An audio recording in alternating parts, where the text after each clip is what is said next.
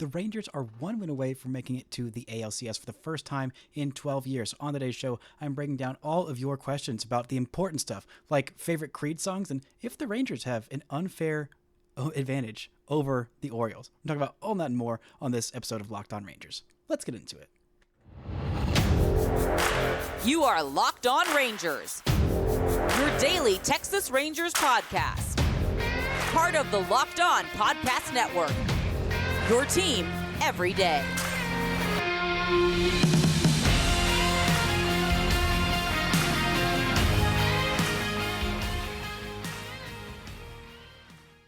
You are Locked On the Texas Rangers. I'm Bryce Patrick, a cripplingly addicted Texas Rangers fan since 2010, the founder and host for all 5 seasons of this Locked On Rangers podcast. Today is Monday, October 9th. Your Rangers are one win away from making it to the ALCS for the first time since 2011. Thank y'all so much for making Locked On Rangers your first listen every single day. If you're not already, you can follow me on Twitter at Bryce Patrick. You can follow the show at Locked On Rangers. Hit subscribe on YouTube, where the best way you can help grow the show is to listen every day and to comment nearly any single thing below. Now, before we get into today's mailbag episode and your questions, this episode is brought to you by Jase Medical. Empower yourself when you purchase a Jase case, providing you with a personal supply of 5 antibiotics that treat 50-plus infections. Get yours today at jasemedical.com. That's JASE medical.com.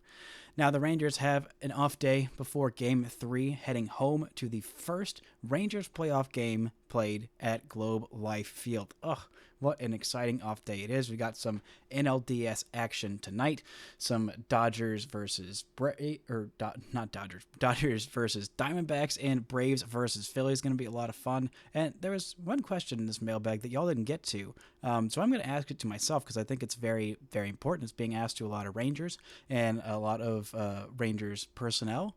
Is what is your favorite Creed song? Well, I'm so glad you didn't ask, but I'm going to answer anyway. I've got to go with Arms Wide Open. I mean, just an absolute classic, just a wonderful song. You may be thinking, if you're not as chronically online as I am, or as a lot of Rangers fans are, Bryce, what in the world are you talking about? Why are you talking about Creed on a Rangers podcast? Well, thank you to Andrew Heaney for letting us in on this little nugget. He talked about this before Game 2.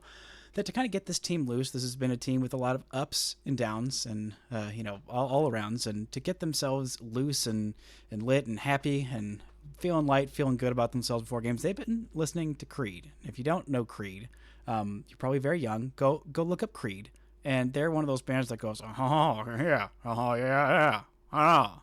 That's kind of the general vibe of Creed. And I'm sorry I can't put it more articulately than that. That's basically what it is. And I'm not a huge Creed guy per se, but what I do enjoy doing, and I would recommend that you do this maybe when you're by yourself or with a friend, with a partner, just go and sing random songs with a Creed voice. It's honestly an all-time. If you're in a bad mood, go and do that, and I promise you will start laughing and smiling and put yourself in a much better mood. Some all-time favorites of mine to do that with are old school Avril Lavigne or old school Taylor Swift, Love Story. Sing that to yourself in a Creed voice, and I guarantee you will not stop laughing. It's an absolute joy. But this team, this kind of exemplifies what I've wanted from this team for a long time. For basically since the beginning of this year, I've been calling this team a bunch of baseball robots. And for the most part, I've been kind of right. There haven't been a whole lot of personality showed. I mean, Corey Seager and Marcus Semien are about as stoic as you can get. I mean, it's not a bad thing. They're good baseball robots. They're very efficiently programmed. They're very good at baseball. And you know what? For a fan of this team, I like my players to be good at baseball. And you know what? If they have to sacrifice some of that, to some personality to be as great at baseball as they are, then you know what? So be it. Jacob deGrom kind of felt like he went in that category just a little bit, but we never really got to see all that much of it. And that's why I was so happy seeing this team celebrate as often as they did. And hopefully they'll have at least 3 more celebrations on the field after winning playoff series left. We'll see. They might just have 1 more. They might have no more. That's entirely possible. But seeing these guys bond together over that, and it kind of makes me realize, this is why this team is, vibing and clicking at the right time. Like, they're just loose. They're having fun. They like each other. They are just feeling absolutely none of the pressure that you might imagine they're feeling. And I think that's great. I think that's a huge key to a team getting hot and going on a run is you got to have some rallying cry, some rallying cause. I mean, the Phillies had their song "Dancing on My Own," which they didn't use the original Robin version. I don't know why they didn't. Maybe they'll use that this year. But that was kind of their song. And whenever we play in the stands last year, I mean, the fans would go nuts, absolutely bananas. And this year, I mean, I think this is going to be the Rangers' equivalent of that. I mean, they've got some strong Phillies vibes, except more businesslike, not as much himbo energy as Phillies. Which, if you don't know what a himbo is, it's just a I don't know, basically golden retriever man energy. That's kind of the best way that I can describe it. And that's very much the Phillies vibe. The Rangers are a little more like tidied up, like reserved himbo energy, if that's even a thing. But just, I know it's silly to dwell on one comment about Creed, but like, it's incredible. Honestly, it's incredible. It's going to be blaring. All kinds of Creed songs are probably going to be blaring through Globe Life Field on Tuesday. If you're there, sing along, learn yourself some Creed catalogs, sing along to some other random songs in Creed voice. I guarantee you it will boost your day by 1,000-fold. It is just a very, very fun thing. Now, I didn't get this response on Twitter because Grant was trying not to start some fire, but Grant texted me this for a question. Grant Schiller, the OG Shill. If you didn't listen to my podcast with him at the end of the regular season last week, go check that out. It was a lot of fun there. Always a lot of fun to have Grant on. But he asks, how many apologies should the Rangers make for beating the poor Orioles despite their bye? Now, this is a good question. You know, there should be a lot of apologies given by the Rangers to these poor Orioles. And the Rangers haven't finished business yet. But, you know, the Rangers having the audacity to beat a team with the higher seed than them. Oh my God, what a tragedy for the sport. And you may be thinking, Bryce, shut up. Who cares? But I care. And I feel like a lot of people care. There's a lot of discourse around this new league by plenty of people, from Ken Rosenthal in his daily newsletter to just general people around baseball, of like, wow, these bye teams, they need to be punished. Even Sully, his hate and self wanting the wild card teams to be punished even more for their sins of being a wild card team. I mean, it's devaluing the regular season. Well, if you're really devaluing the regular season, look at one of the teams that got a bye in the Houston Astros, with a 90-win Astros who only won the division on a tiebreaker.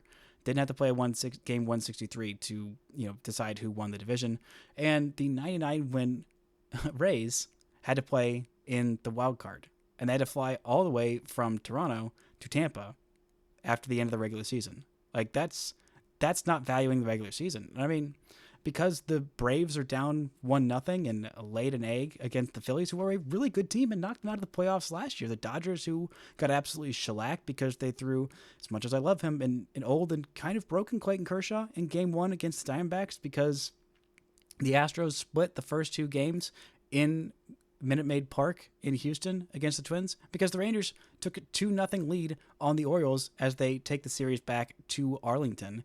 I mean, at some point, we're going to have to just reckon with, sometimes they're just good teams that lose. Sometimes they're flawed teams that, win 100 games. It happens. I mean, the Orioles are a very good team, and they very much still could win the last 3 games of this series and reverse sweep the Rangers. They have not been swept in, I believe it's 91 straight series since May of last year. And it's going to take a lot for the Rangers to finish this off. They might.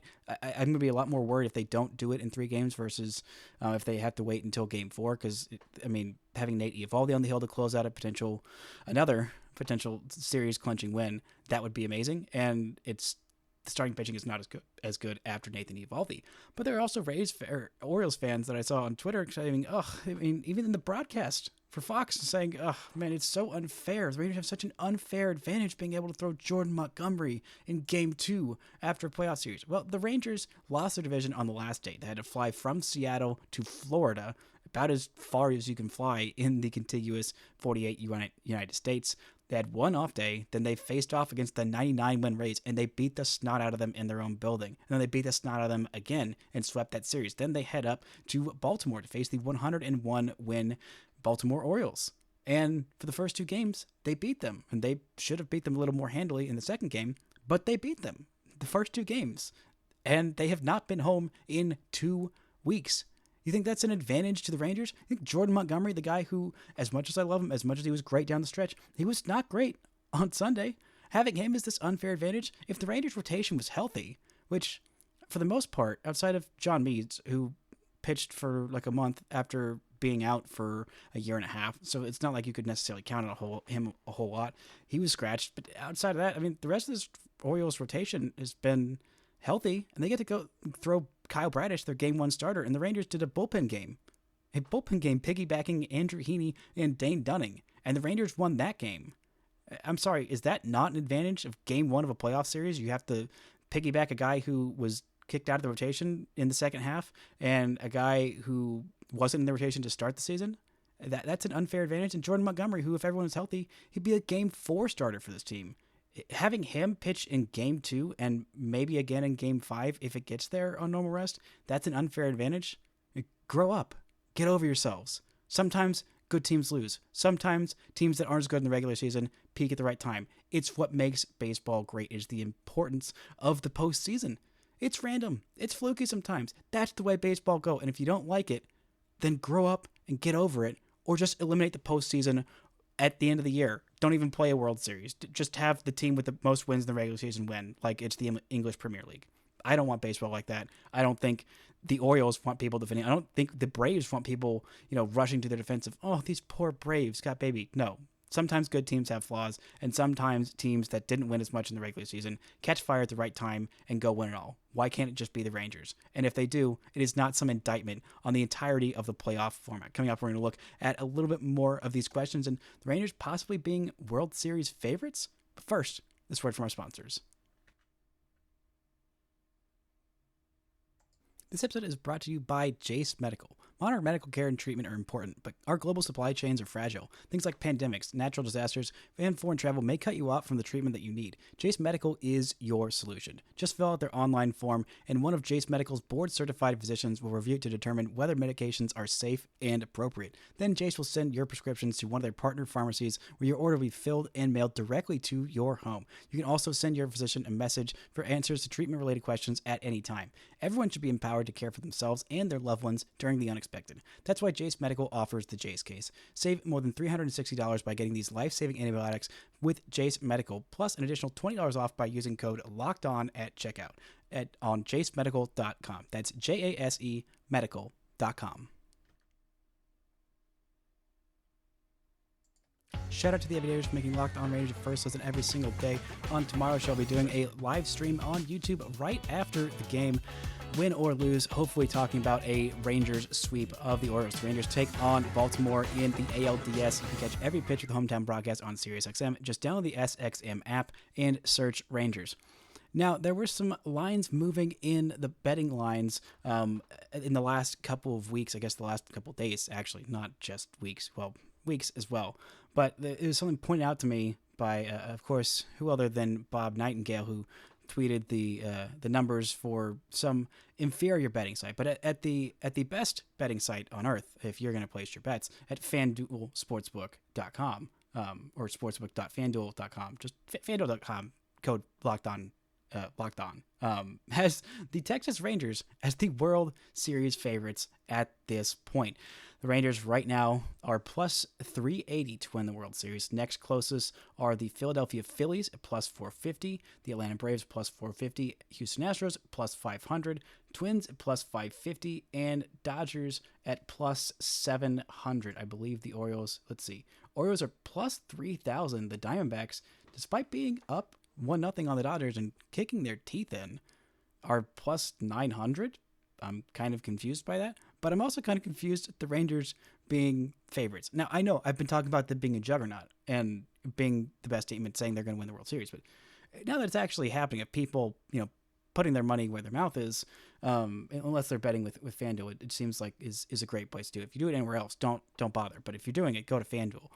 But the Rangers actually being favorites, it makes me deeply uncomfortable. This is a team with the extreme, underdog mentality at this point. They have been, laughed off and berated and, pointed at and, haha, you guys are absolute frauds. Oh my God, what a stupid team spending all this money coming off of a 94 loss season or coming off a 100 loss season. And wow, you lost again despite those spending $500 million on your middle infield. Wow, what a bunch of team frauds. Oh, you bought an entirely new rotation. Oh yeah, like that's gonna help. Oh, you brought Bruce Bochy out of retirement.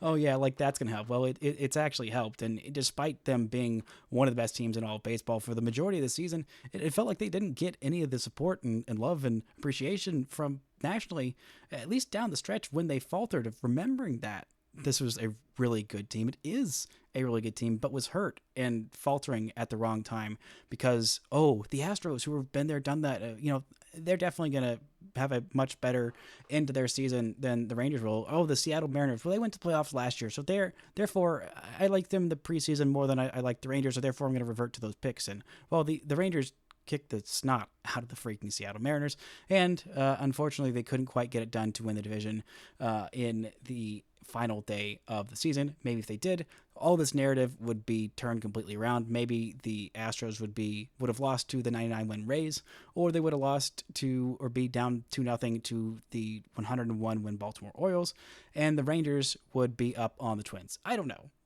But this is where we are. And just having the Rangers be like, they have this magnifying glass on them, and more just Bob Nightingale tweeting about it makes me deeply uncomfortable because he is a known jinxer of things. It makes me worried. But I'm not worried about this team. They clearly don't care about outside expectations. They clearly just care about what Creed song are they playing in the locker room before and after games. And I think that will be their primary focus besides just winning baseball games. Obviously, winning baseball games come first, but Creed songs in the locker room are definitely up there. Now, the next question comes to us from Dalton House on Twitter. He asked, how big of an impact do you think Evan Carter has had on this team since calling him up? Well, it's pretty obvious that he's had a pretty big impact on this lineup. And when the Rangers called him up, they were at their most dire point in the season. I mean, his first game was a loss to the A's. That was a 4-game losing streak. I mean, the Rangers headed into that series against the Astros. I believe the game before was the walk-off homer by Adolis Garcia against the Twins, if my memory serves me correctly. But then they just got blasted in those 3 games against the Astros. Here comes Evan Carter. I mean, Adolis Garcia was out for who knows how long at that point. It was looking like maybe he'll go back at the end of the regular season, and maybe he'll be healthy for the playoffs if the Rangers even get there at that point, because at that point they were out of the playoff picture. And since he's come up, he has been a huge boost to this lineup and doing exactly what this lineup does well of, lengthening at bats and having, staying in the strike zone and not expanding the zone and occasionally hitting for power and playing some pretty good defense and stealing bases. And, he's been a little figure for everyone to bond over, calling him the little savior. And he was never intended to be that, but he's got such a good head on his shoulders that I don't think any of that got to him. And I think that's why the Rangers were a little worried and hesitant to call him up. I mean, they knew about the character of this guy, the mental makeup, mental fortitude of him to not get in over his head and not be overwhelmed by the burden of expectations of being called up to kind of help stabilize a team in the midst of a terrible free fall. And he has done exactly what's been asked of him. And I think he's had a pretty darn big impact on this team. And now, I don't think he's the entire reason that they, have made it this far by any means, but he's definitely a big part of it, and he's going to be a big part of this team moving forward. So incredibly happy that Evan Carter got to make his big league debut, and the stuff he's done since he's been called up has been beyond my wildest expectations for him, which were already really freaking high. Now, the next question comes to us from Garrett MJ on Twitter. Should Dane Dunning keep coming out of the pen as a long man, a middle inning man, instead of being a starter, or do you keep Heaney and Dunning paired through these playoffs as a tandem? Now, this is a good question, and I'm not entirely sure what the Rangers will end up doing. I think that if it gets to Game 4, then we might end up seeing something like that. Maybe we'll end up seeing Martin Perez because, I mean, we've seen these Orioles kind of struggle with lefties, or at least they did against Heaney, and the Heaney-Dunning combination was really effective, and the Heaney-Dunning combination, both those guys, and Martin Perez in the final 2 games of the season, all 3 of those guys were fantastic in those must-win games, which the Rangers did win one of and didn't win the other of. But it wasn't because of what Martin Perez and Dane Dunning did that they lost the 1-0 game on Sunday to end the regular season. It wasn't because of that. So I think that Dunning is probably going to be... It's going to depend a lot on how John Gray looks when he comes back and what the whole deal is with Max Scherzer.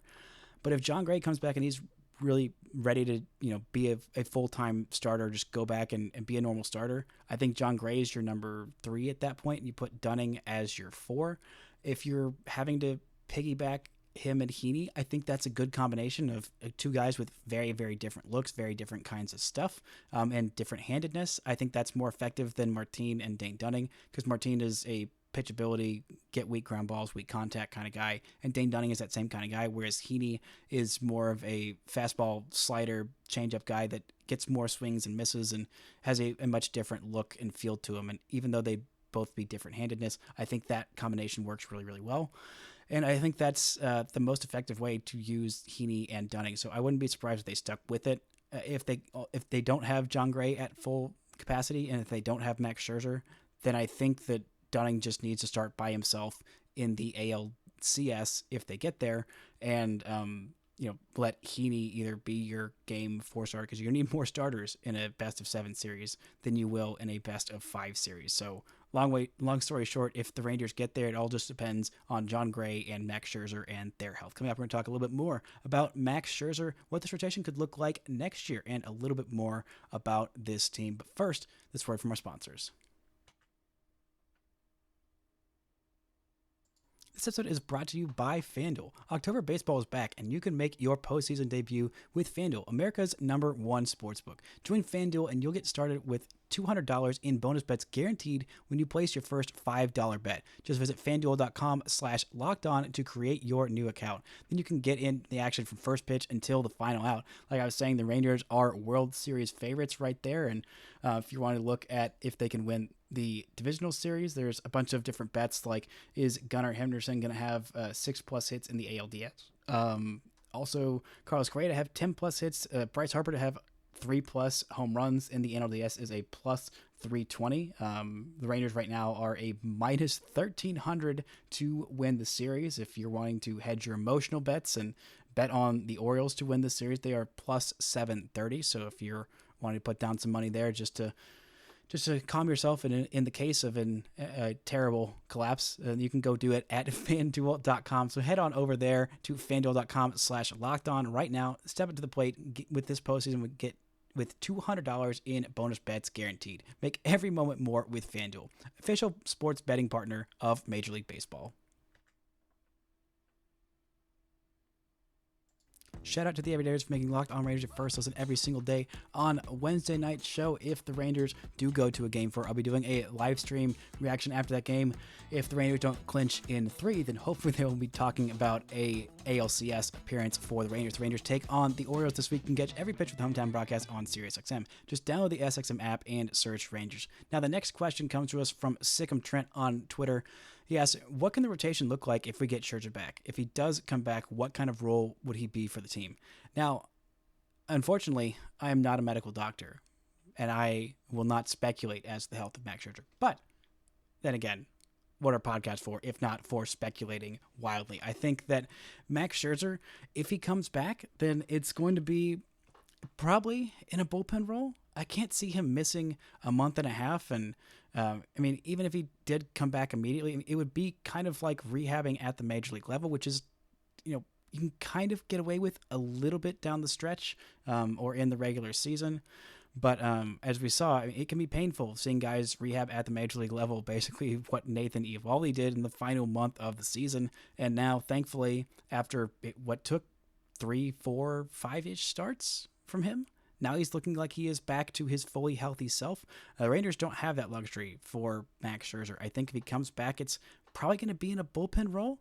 I don't know. I'm beyond doubting Max Scherzer, and if the Rangers do bring him back, they will need to be assured that he is like fully healthy and ready to go, and give the Rangers some length, because at the very least, he's got to get you about 5 innings if you're going to have him be your starter, or he's going to be in your back end bullpen kind of role, kind of shore up that pen, which, one more guy with postseason experience and nasty stuff and pitchability. Max Scherzer in 1 to 2 inning outings as a back end guy, I think that'd be very, very helpful. So it's either got to be in that kind of back end role, kind of what I was hoping for Cole Reagans at the beginning of the year, saying, he should either be a back end reliever or a starting pitcher, because the guys with the best stuff, they need to be one of those two things, because having him come in and be a middle reliever when you already have Dane Dunning and Andrew Heaney and Martin Perez and Cody Bradford on your roster, like it's just, you don't need one more of those guys. So if he does come back and John Gray is healthy, then I think that kicks Dane Dunning out of the starting rotation. If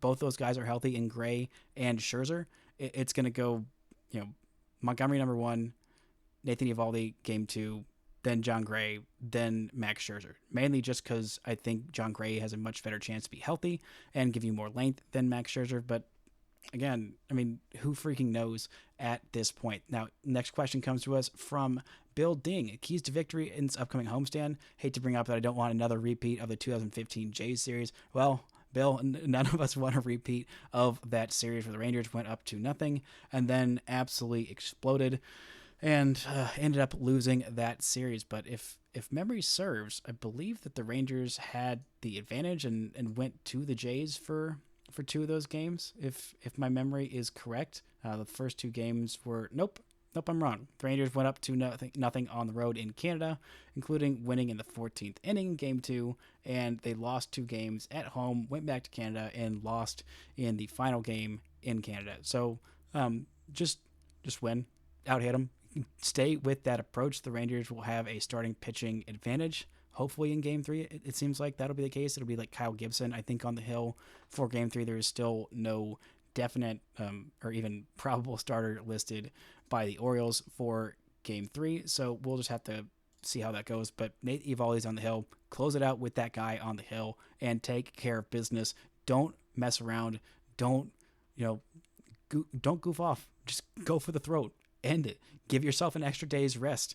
Don't make it in question. Don't start to doubt yourselves. Just go get it.